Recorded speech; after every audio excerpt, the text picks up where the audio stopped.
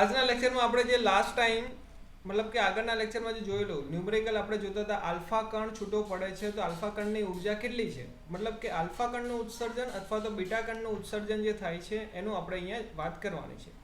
તો અહીંયા એક એક્ઝામ્પલ આપેલું છે. જો ક્વેશ્ચન પહેલાં આપણે સમજીએ શાંતિથી, પછી આગળ જઈએ. નીચેના પરમાણુ દરો આપણને આપેલા છે.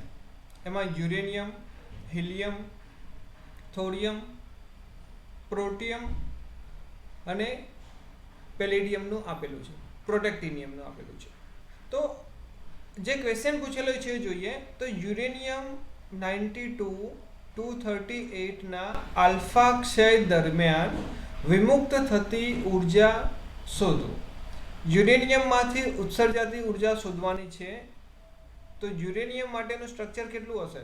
યુરેનિયમ માટે શું કહીએ આપણે? જો સ્ટ્રક્ચર પણ એનું આપેલું છે U92 અને 238 આ યુરેનિયમનું આપેલું છે. એમાંથી આલ્ફા કણ છૂટો પાડવાનો છે બેટા. તો આલ્ફા કણ એટલે કયું કહેવાશે? 2He4. આ આલ્ફા કણનું સૂત્ર થઈ ગયું. ચલો, યુરેનિયમમાંથી આલ્ફા કણ નીકળી જશે એટલે કે પરમાણુ ક્રમાંકમાં 2 નો ઘટાડો થશે. તો 92 માંથી 2 જતા રહેશે તો 90 નંબર આવશે અને ઉપર 238 માંથી 4 જતા રહેશે તો વધશે 234. આટલું તો બધાને આવડે છે તમને લોકોને, રાઈટ? તો ચલો 90 અને 234 વાળું એલિમેન્ટ કયું છે? તો આપણે જે વેલ્યુ આપેલી છે ક્વેશ્ચનમાં એમાંથી આપણે જોઈએ તો એ છે થોરિયમ, TH. આ એક ઇક્વેશન આપણે બનાવી દીધું. જે આપણને આપેલું નહીં હોય, આપણને આવડવું જોઈએ. આલ્ફા કણ કીધો હોય તો હિલિયમનો કણ એમાંથી છૂટો પાડવાનો. હિલિયમનો કણ છૂટો પાડીશું તો પરમાણુ ક્રમાંકમાં 2 નો ઘટાડો થશે એટલે કે નીચે જે વેલ્યુ આપેલી છે એમાં 2 ઓછા થઈ જશે અને ઉપર એટલે કે પરમાણુ દરાંકમાંથી 4 ઓછા થઈ જશે. ચલો, આટલું સમીકરણ આવડી જાય પછી આપણે ક્યુ મૂલ્ય જે શોધવાનું છે, ઉત્સર્જન પામતી ઉર્જા, એનું ફોર્મ્યુલા આપણે મૂકી દઈએ. એનું ફોર્મ્યુલા આવું છે: પ્રક્રિયકનું દર, તો માસ ઓફ યુરેનિયમ, પણ યુરેનિયમ કયું છે? 92 અને 238. એના દરમાંથી માઇનસ કરવાનું નિપજનું દર. નિપજનું દર એટલે કે માસ ઓફ ધ થોરિયમ 90 અને 234 અને હિલિયમનું પણ માઇનસ કરવાનું, minus mass of the 2He4. આટલી કન્ડિશન કરી દીધા પછી આ તો દરનો તફાવત આપણે શોધ્યો એટલે કે આ જે આખી કન્ડિશન આપણે લખી છે એને આપણે ડેલ્ટા એમ કહીએ છીએ. એને કહેવાશે ડેલ્ટા એમ એટલે કે દરનો તફાવત. અને એમાંથી ઉર્જા કેટલી છૂટી પડે છે? તો ઉર્જાનું ફોર્મ્યુલા આ રીતનું તમને ખ્યાલ હશે. આઇન્સ્ટાઈનનું સૂત્ર E બરાબર ડેલ્ટા એમ C નો સ્ક્વેર. પણ આ જે પણ એકમ આવે છે, આ જે ઉર્જા મળે છે એ જૂલ એકમમાં છે.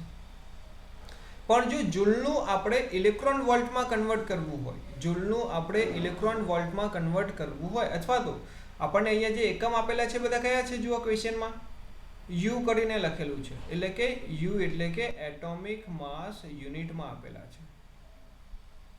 હવે એટોમિક માસ યુનિટમાં આપેલું હોય તો એમાંથી આપણે પહેલા જૂલમાં કન્વર્ટ કરવું પડશે અને જૂલમાંથી પછી મેગા ઇલેક્ટ્રોન વોલ્ટમાં આપણે કન્વર્ટ કરવું પડશે. તો એ કન્વર્ટ માટેનું આપણે એક સિમ્પ્લિફાય કન્ડિશન ડિરાઈવ કરેલું છે પહેલાં કે ડેલ્ટા એમ ઇન્ટુ C² તો છે જ, પણ જે એટોમિક માસ યુનિટમાં હોય એનું આપણે કન્વર્ટ કરવું છે મેગા ઇલેક્ટ્રોન વોલ્ટમાં. તો આ રીતની કન્ડિશન હતી. 931.5 ડિવાઇડેડ બાય C² કરીશું તો એ આખું મેગા ઇલેક્ટ્રોન વોલ્ટમાં કન્વર્ટ થઈ જશે એકમ. તો આપણે મેગા ઇલેક્ટ્રોન વોલ્ટમાં એનર્જી અહીંયા જોઈએ છે, રાઈટ છે? તો મેગા ઇલેક્ટ્રોન વોલ્ટમાં રાખીએ તો C² કેન્સલ થશે તો વેલ્યુ કેટલી વધશે? ડેલ્ટા એમ ખાલી જેટલું છે એમને એમ જ રાખવાનું અને એના ગુણ્યા કરી દેવાનું આપણે 931.5 અને જે એકમ છે એ આપણે લગાવી દઈશું મેગા ઇલેક્ટ્રોન વોલ્ટ. આ સ્ટેપમાં કોઈ કન્ફ્યુઝન હોય તો બોલો. અહીંયા ડાયરેક્ટલી આપણે મલ્ટીપ્લાય કરી દઈશું 931.5 અને એકમ લગાવી દઈશું મેગા ઇલેક્ટ્રોન વોલ્ટ. ચલો સિમ્પ્લિફિકેશન કરીએ આપણે. દર કેટલો આપેલું છે? યુરેનિયમ 92 અને 238 નું. તો ક્વેશ્ચનમાં જુઓ સૌથી ઉપર લખેલું છે 238.05079 238.05079 માઇનસ કરી દઈએ થોડિયમ 90 અને 234 એનું માસ આપેલું છે આપણને 234.04363 જો અહીંયા બને એટલા પોઈન્ટ પછી જેટલા આંકડા આપેલા હોય એ દશાંશ ચિહ્ન પછી એ બધા લખવાનું ટ્રાય કરવાનું. પછી હિલિયમનું દર તો તમને ખ્યાલ જ હશે, આપણે કાલે જોયેલું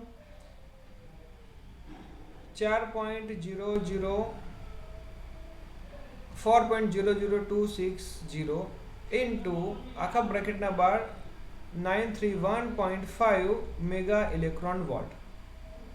તમે લોકો આનું પ્લસ માઇનસ કરી શકશો ને બધા લોકો કેલ્સીથી? કેટલું આવે છે?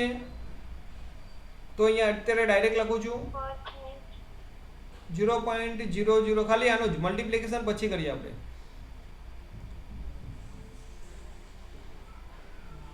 આવું કંઈક આવે છે?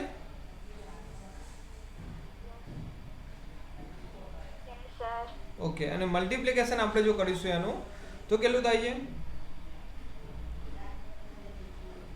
4.24764. ઓકે, 25 આપણે કરી દઈએ મેગા ઇલેક્ટ્રોન વોલ્ટ. ક્યુ વેલ્યુ આપણને મળી ગઈ. એટલે કે આટલી ઉર્જા છૂટી પડે છે જ્યારે પણ યુરેનિયમ 238 માંથી આલ્ફા કણ છૂટો પડશે, એટલે કે હિલિયમનો કણ છૂટો પડે છે તો કુલ ઉર્જા 4.25 મેગા ઇલેક્ટ્રોન વોલ્ટ જેટલી છૂટી પડે છે. પહેલા ઓપ્શનનો આન્સર આપણને અહીંયા મળી ગયો. હવે બીજા ઓપ્શનનો જોઈએ કે યુરેનિયમ 92-238 જે છે એ આપમેળે પ્રોટોનનું ઉત્સર્જન કરી શકે નહીં તેમ દર્શાવો. કોનું ઉત્સર્જન કરવાનું કીધું છે અહીંયા? પ્રોટોનનું ઉત્સર્જન કરી શકે નહીં તેમ આપણે દર્શાવવાનું છે. તો આપણે એની કન્ડિશન જોઈએ. એનો ક્વેશ્ચન હું અહીંયા બીજા પેજ ઉપર લઈ લઉં છું એટલે તમને ખ્યાલ આવશે, અથવા તો આ જ ક્વેશ્ચન લઈ લઈએ.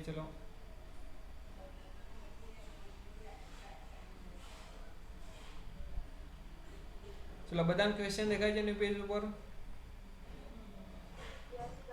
આપણને એવું કીધું છે કે યુરેનિયમ જે છે 92-238 આપમેળે સ્વયંભૂ રીતે પ્રોટોનનું ઉત્સર્જન કરી શકે નહીં તેમ દર્શાવવાનું છે.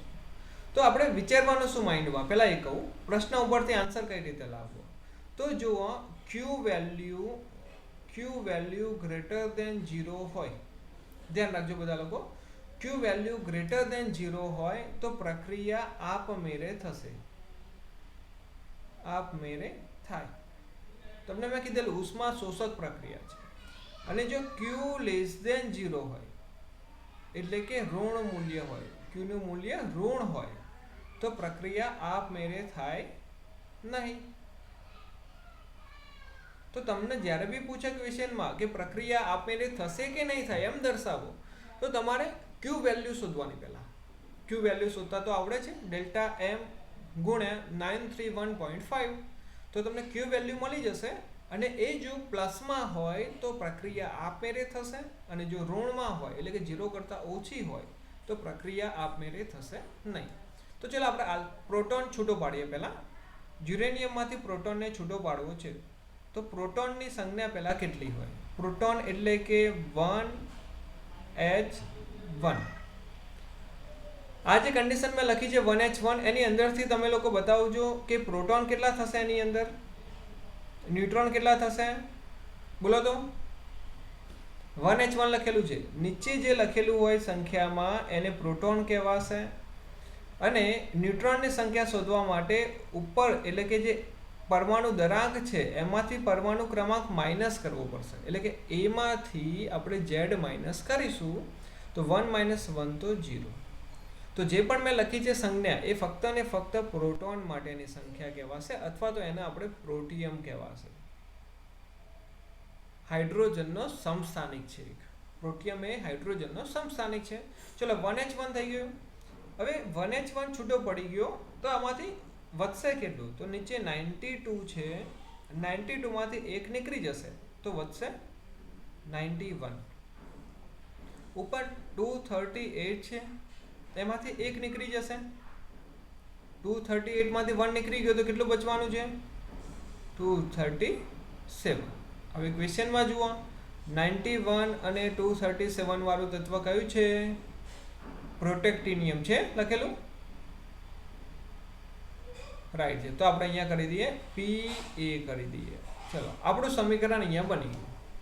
હવે Q વેલ્યુ શોધવાની છે આપણે. Q વેલ્યુ શોધવા માટેનું ફોર્મ્યુલા કયું છે આપણે જોઈએ? Q ઇઝ ઇક્વલ્સ ટુ બ્રેકેટમાં માસ ઓફ યુરેનિયમ 92 238 માઇનસ, એટલે કે પ્રક્રિયકનું લખી દીધું, એમાંથી નિપજનું માઇનસ કરવાનું.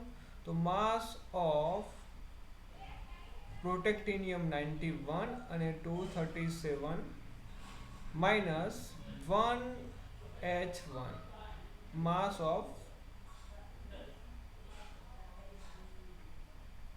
mass of 1H1 bracket finish into 931.5 mega electron volt. ચલો બધાનું દર લખી દઈએ અહીંયા. 92 238 નું આપણે આગળથી લખી દઈએ. કેટલું આપેલું છે? 238.05079.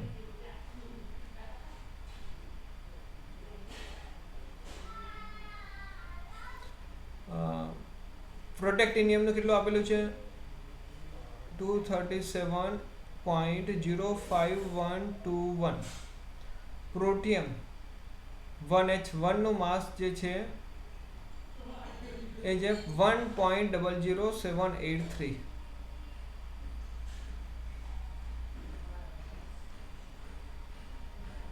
એના ઇન્ટુ કરી દેવાનું છે 931.5 મેગા ઇલેક્ટ્રોન વોલ્ટ. ચલો આનું સિમ્પ્લિફિકેશન કરીને કહો તો મને કેટલું આવે છે? પેલા બ્રેકેટ વાળું કરીને કહો.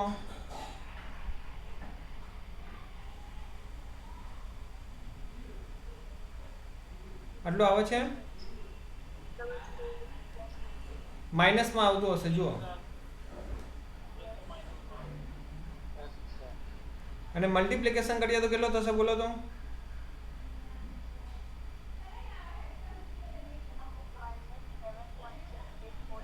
-7.68 મેગા ઇલેક્ટ્રોન વોલ્ટ. પરંતુ અહીંયા Q વેલ્યુ જે છે એ લેસ ધેન 0 છે, તો આ પ્રક્રિયા આપમેળે થશે નહીં. આ પ્રક્રિયા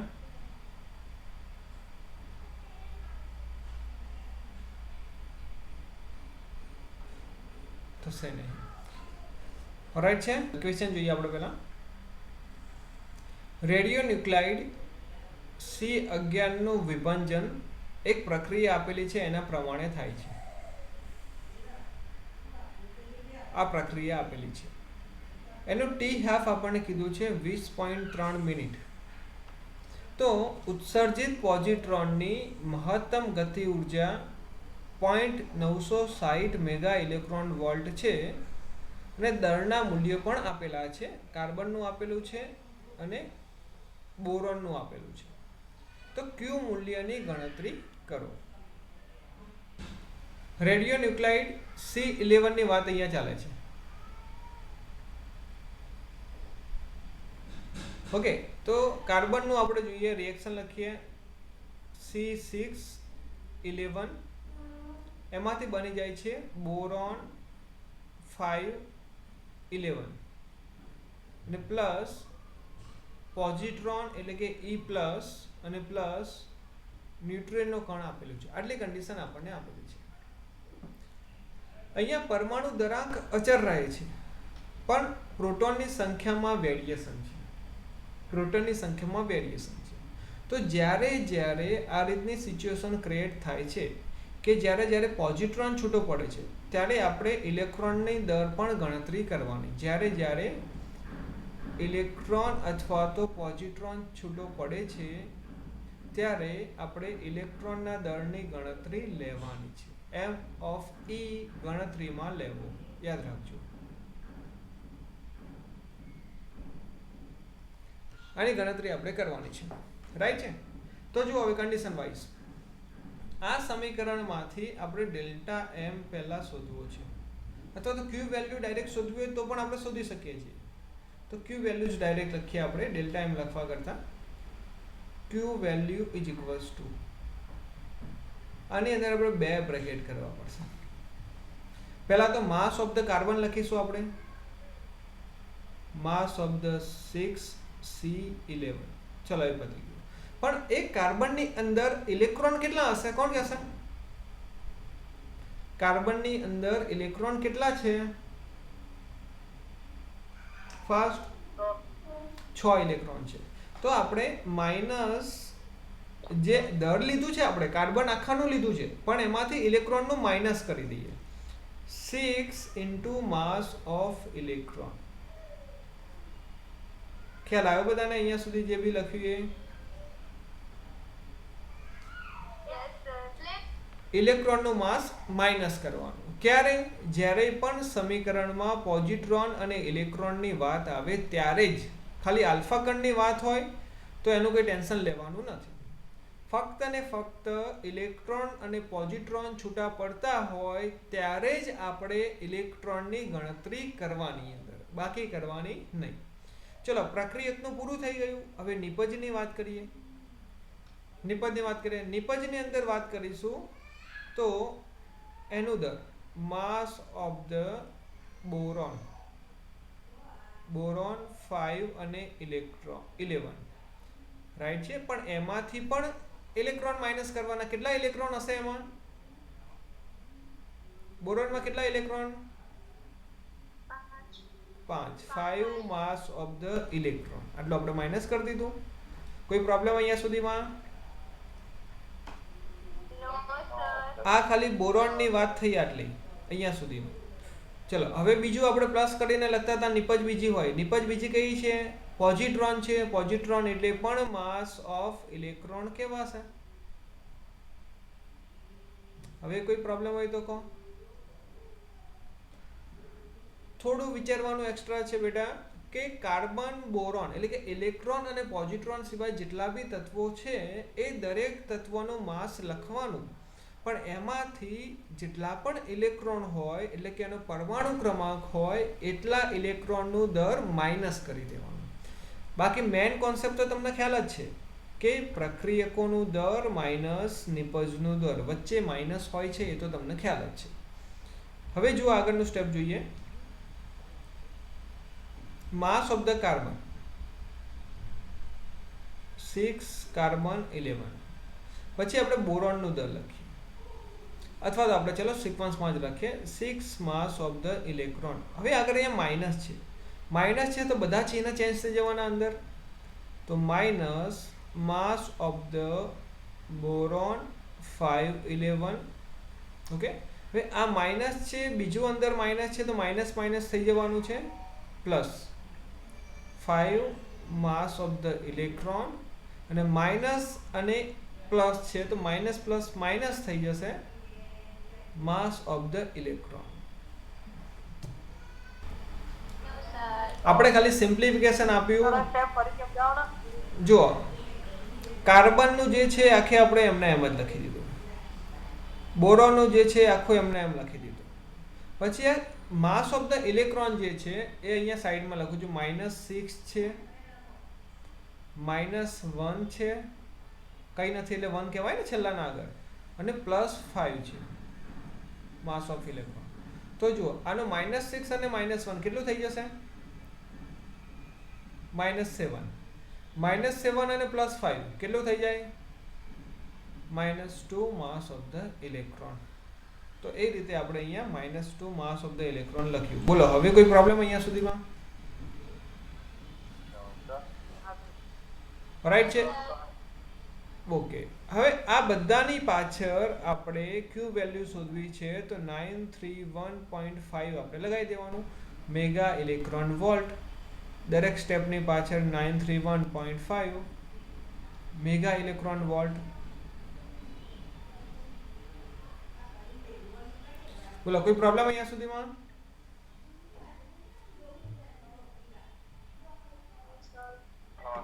ક્લિયર છે? કેટલું આવશે ક્યુ વેલ્યુ? હવે બધાનો દર લખી દેવાનો. જો કાર્બનનું કેટલું આપ્યું છે 11.011434.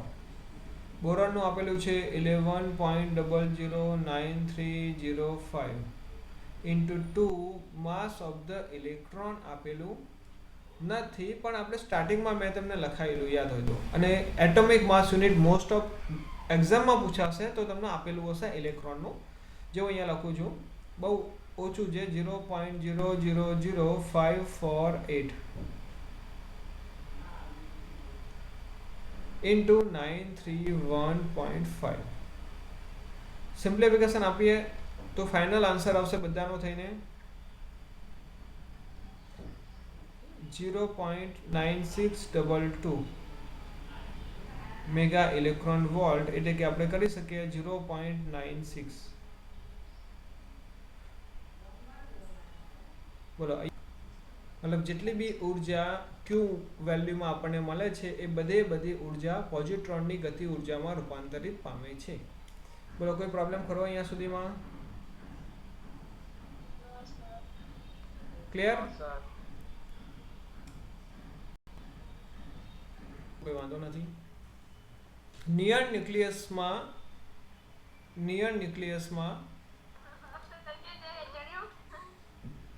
જો ચલો, નિયર ન્યુક્લિયસમાં બીટા માઇનસનું ઉત્સર્જન થાય છે. બરાબર છે, બીટા માઇનસ લખેલું છે. બીટા માઇનસ એટલે કે ઇલેક્ટ્રોન કહેવાશે, એ તમને યાદ છે. અને ઇલેક્ટ્રોન જ્યારે પણ છૂટો પડે છે ત્યારે મેં તમને એવું કીધેલું શોર્ટકટમાં યાદ રાખવાનું કે Z+1 થાય. Z+1 થાય. જો સમીકરણ આપ્યું ના હોય તો આપણે જાતે લખવું પડશે. Z+1 થશે.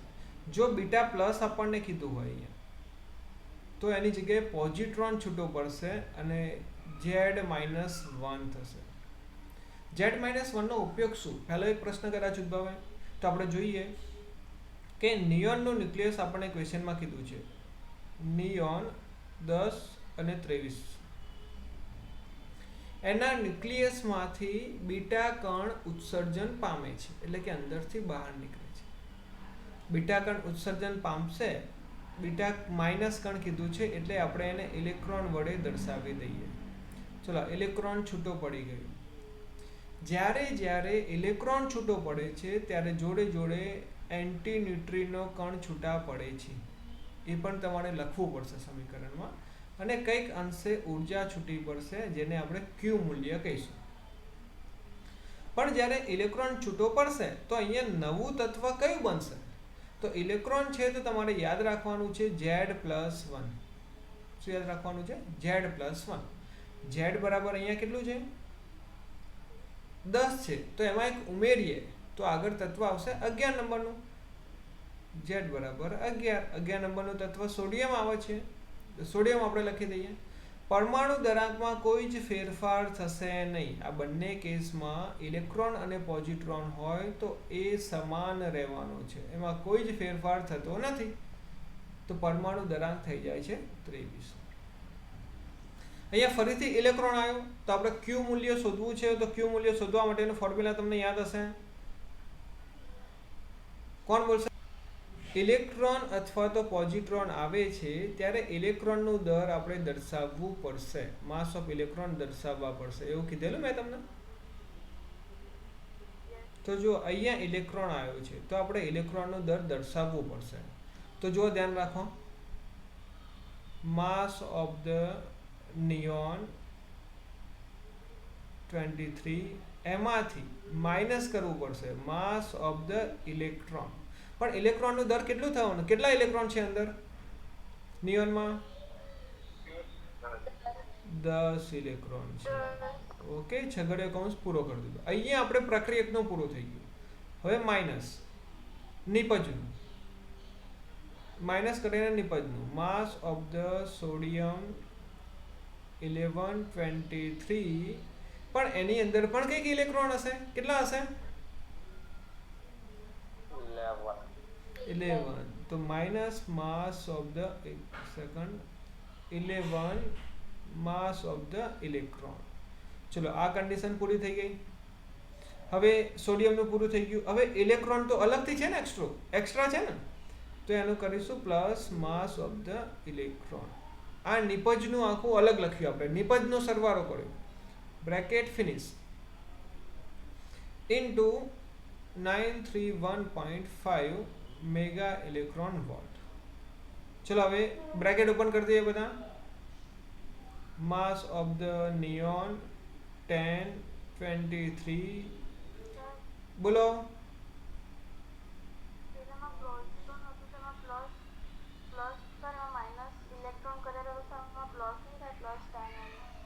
ના બેટા જુઓ, પહેલા ધ્યાન રાખો, હજી પણ હું તમને કહું છું કે અહીંયા આપણે નિયોનનું દળ લખીએ છીએ તો આખા પરમાણુનું દળ લખીએ છીએ, એટલે એમાંથી આપણે ઇલેક્ટ્રોન માઇનસ કરી દીધા. એટલે જનરલી આપણું ફોર્મ્યુલા કેવું બચશે કે આ બધું નીકળી ગયું, ઇલેક્ટ્રોન નીકળી ગયા તો ન્યુક્લિયસનું ખાલી બચ્યું. એ જ રીતે સોડિયમનું આપણે લખીએ છીએ પણ સોડિયમના ઇલેક્ટ્રોન બાદ કર્યા એટલે ખાલી ન્યુક્લિયસનું બાકી રહ્યું. પણ આપણા ફોર્મ્યુલા પ્રમાણે નિપજોનો સરવાળો થવો જોઈએ. નિપજોનો સરવાળો એટલે કે સોડિયમના ન્યુક્લિયસનો સરવાળો અને ઇલેક્ટ્રોનના દળનો સરવાળો, એક ઇલેક્ટ્રોનનો. તો જુઓ, આ ઇલેક્ટ્રોનનું દળ સરવાળામાં લખ્યું, આ સોડિયમવાળું સરવાળામાં લખ્યું, પણ સોડિયમમાં ઇલેક્ટ્રોન પણ આવી જતા હતા ભેગા, એટલે ઇલેક્ટ્રોનને આપણે માઇનસ કરી દીધા. ખ્યાલ આવ્યો કે હજી પ્રોબ્લેમ? જો હજી સાઈડમાં થોડું બતાવી દઉં તમને, એવો પ્રોબ્લેમ હોય તો. નિયોનની વાત ચાલે છે, સોડિયમ છે અને એક ઇલેક્ટ્રોન છે. આપણે જ્યારે નિયોનમાંથી સોડિયમ બને છે અને એક ઇલેક્ટ્રોન છૂટો પડે છે, પણ નિયોનની અંદર તો ન્યુક્લિયસનું દર હશે, એ કેન્દ્રનું દર હશે, પ્લસ ઇલેક્ટ્રોનનું દર પણ હશે. પણ ઇલેક્ટ્રોન કેટલા છે નિયોનની અંદર? 10 છે, એટલે કુલ દર આટલું થશે. એ જ રીતે સોડિયમમાં બી કેટલું હશે? માસ ઓફ સોડિયમ હશે અને 11 માસ ઓફ ઇલેક્ટ્રોન હશે, અને અહીંયા હશે માસ ઓફ ધ ઇલેક્ટ્રોન. આટલી કન્ડિશન હશે. જ્યારે ડેલ્ટા એમ આપણે શોધીએ તો ડેલ્ટા એમ ફક્ત ને ફક્ત ન્યુક્લિયસ માટે શોધવું પડશે. ન્યુક્લિયસનું શોધવા જઈએ આપણે તો ન્યુક્લિયસ માટે આપણે કેટલું હોવું જોઈએ? માસ ઓફ નિયોન હોવું જોઈએ. માસ ઓફ ધ નિયોન માઇનસ કરી દઈએ એમાંથી, પાછું બ્રેકેટમાં આપણે શું કરી દઈશું? માસ of sodium plus mass of the electron. આટલું આપણે કરવું જોઈએ એક્ઝેક્ટલી સ્ટાન્ડર્ડ ફોર્મ્યુલા પ્રમાણે. અને આ બ્રેકેટ ઓપન કરીએ તો બની જાય છે mass of neon minus mass of sodium minus plus minus mass of the electron. આટલી કન્ડિશન આપણી જે સ્ટાન્ડર્ડ બંધન ઉર્જામાં શોધતા હતા. પરંતુ અહીંયા જ્યારે ઇલેક્ટ્રોન પ્રોટોનની વાત આવે છે ત્યારે આનામાંથી ઇલેક્ટ્રોન માઇનસ કરવા પડશે, કેમ કે નિયોનનું જે દર છે ને એની અંદર ઇલેક્ટ્રોનનું દર પણ આવી જાય છે. અને કેટલા ઇલેક્ટ્રોન છે? કેટલા ઇલેક્ટ્રોન છે નિયોનમાં?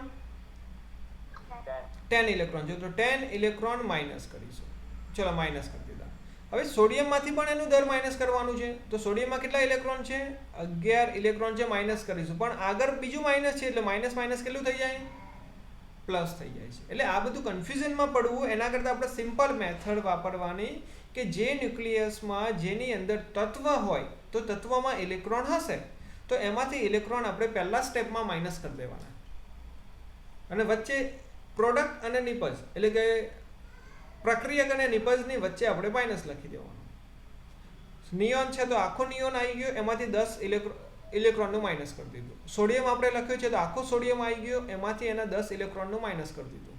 બીજું કોઈ ટેન્શન નહીં. પછી બ્રેકેટ ઓપન આપણે કરી દઈએ. હવે કોઈ પ્રોબ્લેમ ખરો અહીંયા? જ્યારે ઇલેક્ટ્રોન અને પોઝિટ્રોન હોય ત્યારે જ આ કન્ડિશન વાપરવાની. હિલિયમમાં નથી વાપરતા. એનું કારણ શું? એનું કારણ બી હું તમને સમજાવું. હિલિયમ ક્યારે છૂટો પડશે? તો જુઓ, હિલિયમ વાળું એક્ઝામ્પલ કોઈ યાદ છે તમને? બરાબર, હિલિયમ વાળું એક્ઝામ્પલ નહીં કરે એનું તમને બતાવું. આ રીતનું છે. Ra84 226 gives Rn82 222 plus 2He4. હવે આની અંદર ગણો તમે ઇલેક્ટ્રોન કેટલા થશે રેડોનમાં.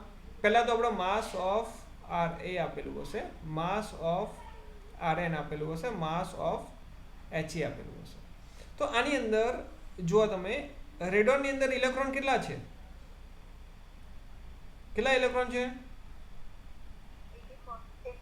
84 ઇલેક્ટ્રોન છે. આમાં કેટલા છે? આમાં કેટલા છે? તો જુઓ રાઈટ સાઈડ અને લેફ્ટ સાઈડમાં જુઓ સેમ થઈ જાય છે. સેમ થઈ જાય છે એટલે એકબીજાનું કેન્સલ આઉટ કરી દે છે, એટલે અહીંયા કંઈ લખવાની જરૂર નથી પડતી આલ્ફા ગણમાં. સમજ્યા મતલબ કેમ નથી લખવાની જરૂર પડતી? બંનેમાં સરખા થઈ જાય છે એટલે લખવાની જરૂર નથી પડતી. કેમ કે આપણને જે દર આપેલું છે mass of R a electron સાથેનું આપેલું હોય છે, એટલે ઇલેક્ટ્રોન તો માઇનસ કરવા જ પડે, પણ હિલિયમ એટલે કે આલ્ફા કણ છૂટો પડે છે. આલ્ફા કણ છૂટો પડે છે ત્યારે બંને બાજુના ઇલેક્ટ્રોન સરખા થઈ જાય છે, એટલે કોઈ લખવાની જરૂરિયાત પડતી નથી, એટલે આપણે ફોર્મ્યુલામાં લખ્યા નથી. પરંતુ જ્યારે ઇલેક્ટ્રોન અને પોઝિટ્રોન છૂટા પડે છે ત્યારે ઇલેક્ટ્રોનમાં વેરિએશન હોય છે, જેના કારણે આપણે ઇલેક્ટ્રોન લખવા પડે છે. ઇલેક્ટ્રોનમાં વેરિએશનના કારણે લખવું પડે. જેમ કે અહીંયા જોઈ લો, આ 10 ઇલેક્ટ્રોન છે, અહીંયા એક 11 ઇલેક્ટ્રોન છે. વેરિએશન છે બંનેમાં. આ બાજુ 10 છે, આ બાજુ 11 છે, અને આ એક બીજું વધારાનું આવે છે જુઓ ઇલેક્ટ્રોન અલગથી. તો ઇલેક્ટ્રોન તો કેટલા થઈ જવાના ટોટલ? એક બાજુ 10 છે, એક બાજુ 12 છે, તો વેરિએશન આવ્યું ને. આગળના સમની વાત કરીએ આપણે. જો તમને હજી પ્રોબ્લેમ હોય તો આ સમીકરણનું સાઈડમાં લખી દો એટલે તમને ખ્યાલ આવી જશે.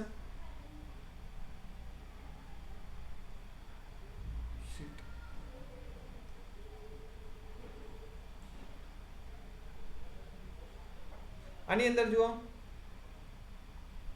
કાર્બનમાં કેટલા ઇલેક્ટ્રોન છે? 6 ઇલેક્ટ્રોન. બોરોનમાં કેટલા? 5 ઇલેક્ટ્રોન છે. પાછો અહીંયા પોઝિટ્રોન આવી ગયો જુઓ, ઇલેક્ટ્રોન નથી, એટલે વેરિએશન થઈ ગયું પાછું. તો આ તો ડિફરન્ટ છે જ બંનેમાં. તો જ્યારે પોઝિટ્રોન કે ઇલેક્ટ્રોન હોય ત્યારે તમારે માસ ઓફ ઇલેક્ટ્રોન દર્શાવવાનું અને દરેક ન્યુક્લિયસમાંથી માઇનસ કરવાનું. એમાં પ્રોડક્ટ અને નિપજનું આપણે કંઈ જોવાનું નહીં, જેટલા તત્વો આપ્યા હોય બધામાંથી માઇનસ કરવાનું. બોલો ફાઈ જશે કે પ્રોબ્લેમ હજી? હજી કંઈ પ્રોબ્લેમ હોય તો મને પૂછજો. તમે એકવાર વિચારજો, આજે કેલ્ક્યુલેટ કરજો, પછી મને પૂછજો. અહીંયા આપણે કરીશું માસ ઓફ ધ સોડિયમ 23. પછી બ્રેકેટ ઓપન કરીએ તો પહેલા વાળા 10 માસ ઓફ ધ ઇલેક્ટ્રોન આવશે, તો -10 માસ ઓફ ધ ઇલેક્ટ્રોન. આ માઇનસ અને માઇનસ પ્લસ થઈ જશે, તો plus 11 mass of the electron, અને પ્લસ આગળ માઇનસ છે બ્રેકેટના બહાર, તો minus mass of the electron into 931.5. ચલો હવે સિમ્પ્લિફાય કરી દઈએ આપણે. Mass of the 10 neon raise to 23 minus mass of the 11 સોડિયમનું 23. હવે અહીંયા માઇનસ પ્લસ કરો તો કેટલો થશે? -10 -1 કેટલો થઈ જશે? -11 થશે. અને -11 અને +11 કેટલો થઈ જશે? 0. એટલે કંઈ લખવાની જરૂર નથી. ખ્યાલ આવ્યો કેમ આવું થયું? ઇલેક્ટ્રોનનો પ્લસ માઇનસ સરખો થઈ જાય છે બંને સાઈડનો, એટલે કંઈ લખવાની જરૂર પડતી નથી અહીંયા. તો બાકીનું હવે દળ તો આપેલું જ છે ક્વેશ્ચનમાં. કરી શકશો તમે લોકો આગળની સ્ટેપ? જવાબ જે આવે છે હું તમને ડાયરેક્ટલી કહી દઉં છું અહીંયા. 4.374 મેગા ઇલેક્ટ્રોન વોલ્ટ એ આન્સર છે ક્યુ વેલ્યુ. અને જેટલું ક્યુ વેલ્યુ હોય એટલી જ ગતિ ઉર્જા ઇલેક્ટ્રોનની હોય છે. જેટલી ક્યુ વેલ્યુ એટલી ગતિ ઉર્જા ઇલેક્ટ્રોનની. બોલો હવે કોઈ પ્રોબ્લેમ?